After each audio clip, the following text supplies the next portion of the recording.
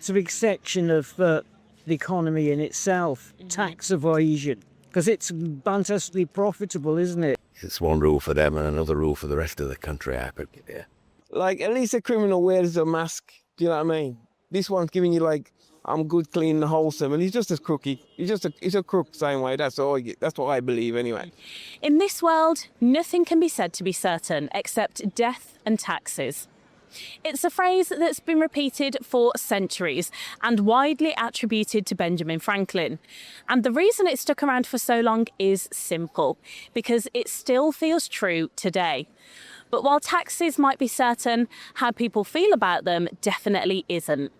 Because tax has always been a contentious topic.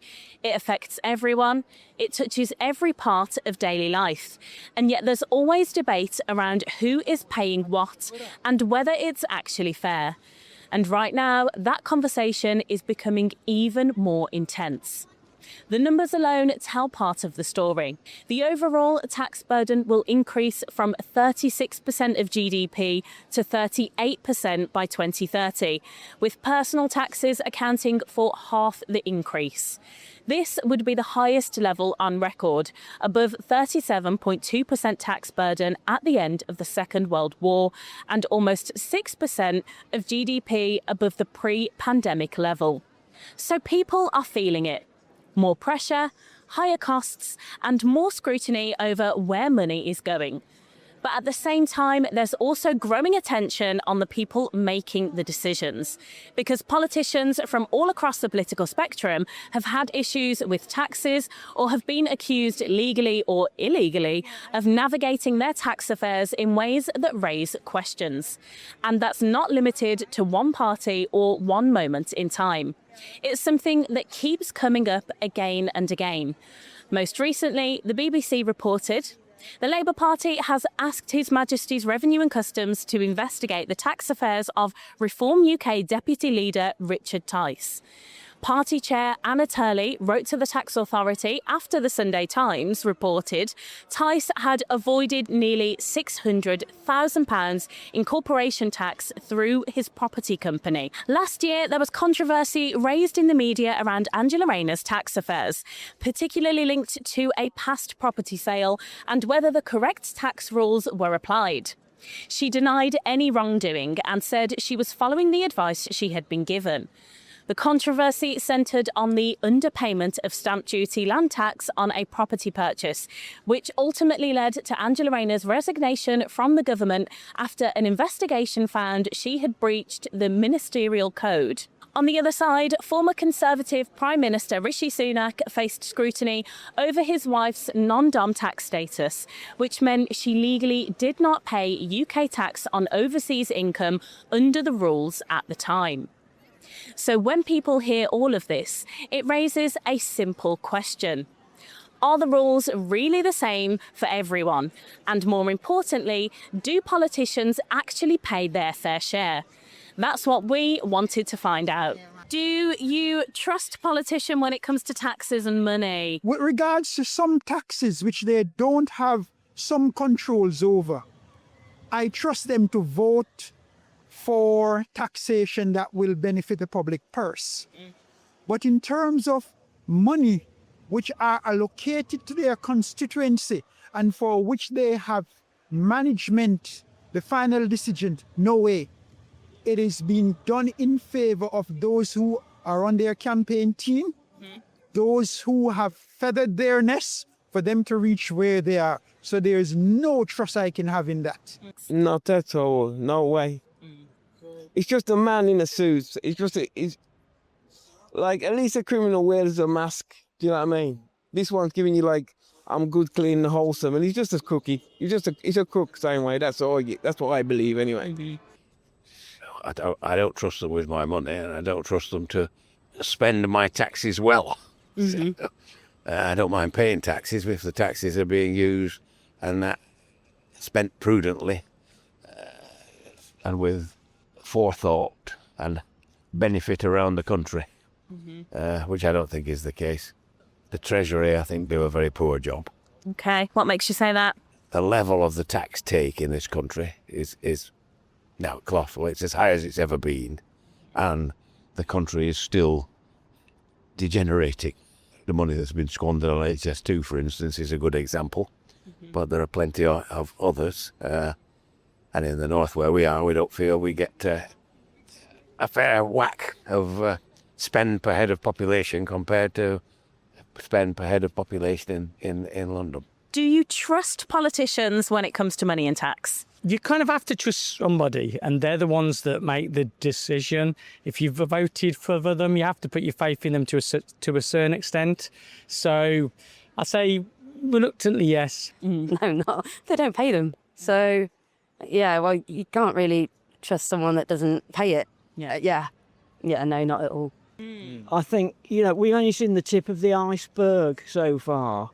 It's part of our public life now, that level of corruption. It's been since the last Tory government. I think there was the climate for corruption was really favourable. It became more favourable, and this isn't enough regulation.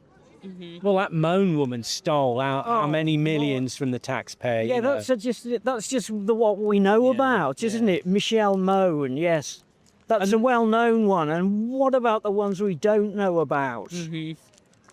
Again, I think this country is riddled with corruption.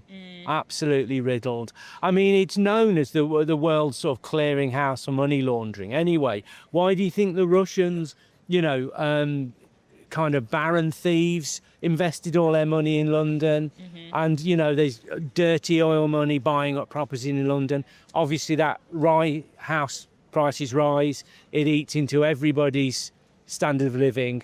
We've been methodologically fleeced for the last, well, I think it really started after John Major. I didn't like the man, but I don't think he was quite as corrupt as the regimes that followed, and it's just got worse and worse. But I think that the truth is a government, a non-ideological government that was focused on repairing the damage, creating a stable society, one where people aren't alienated. It would actually help more businesses. You take on these bastards like Starbucks who don't pay any tax in Britain. Bezos, the peanut-headed monster, right, doesn't pay any tax in Britain. Has taken all the trade away from the city centre, from the high street. Imagine if we actually took those people on, and you'd have more business. Get rid of the billionaires and have loads more millionaires. Have it so that people can be entrepreneurial. They won't be crushed by the dead weight of corporate finance, It could be a very exciting time, really. Do you think that politicians play by the same financial rules that everyone else does? They don't. And the politics itself, the structure of the politics, that's how it is organized. So it will never play by its rule. Yeah? If you look, for example, at salary increases, they set it up that the rest get a smaller percentage compared to them. And they are getting so much more perks compared to you and I as a ordinary persons who are not making decisions that affect the country. So structurally, it has never been throughout history for politicians. The levels of inequality in Britain now, I think, I read somewhere, I may be wrong, but they are absolutely colossal when you compare to the Tory budget of 1972. The Tory budget of 1972 had, if you earned over the equivalent of, I think, 60 grand, you were paying 60% tax, and over another level, you were paying 70% tax. Now, that's the Tory government that set those tax rates. It's fair. Most people was paying the same level of tax we do now. But, the rich used to pay their fair share, given a progressive tax. Now, the more money you earn, the less tax you pay. I feel like that perks. Like, they get paid more than us, and they get to break some rules, or we have to always stand by the rules. I just don't like that. Well, recent history says that they don't, with all the scandals and avoiding house duty and expenses and things like that. I mean, there's some good politicians, there's some bad ones. So, yeah, kind of a bit of a mixture, really. Clearly not. There are several instances that prove that case. It's one rule for them and another rule for the rest of the country, I think. Yeah. The rich ones and the powerful ones always had the top part in the society. So at the same time, it's not really anything new. It's just, it's unfair, but that's how life is. They know it's manufactured, and even the guy, before he gets into power, is going to tell you he's going to make sure that your bin is collect. When he gets into power, the system that is there already, he has to flow with it, or he gets shafted, and he doesn't want to get being shafted. And I sympathize with some of them some of the time, but on the whole, I think majority knows that the system is skewed against everyone else. So why not get there? To be a beneficiary of the level of skewness. Do you think politicians play by the same financial rules as the rest of us? I'm not sure, to be perfectly honest. No, they ain't got a clue. They have not got an idea about how real people live. Yeah. You know what I mean? They ain't got a clue. There may be a few minor exceptions that do not happen within these quote-unquote capitalist or liberal democracy. Because even in that sense where they are saying that they are making everyone have a share of the pie, it's nonsense. Even if it's legal, do you think it's fair that some politicians use legal loopholes to pay less tax? If I was in a position to use legal loopholes to pay less tax, I would do it. Okay. Yeah? So let us get that out of the way. However, when you are in trust to work for the public, it's a different matter. You have taken on that you're going to make some simple and some big sacrifices, and one of them is to make sure that you do not look out for loopholes to be a beneficiary. And in this country, when you look at how politicians are paid, they shouldn't be using the loopholes. They have had so many perks with that goes with their office. Because of people ignorance and people information about how the system works, they also use that to make sure that the politician benefit. And for my, I can't find the word, but for what reason do they try to find the loopholes? It's abhorrent.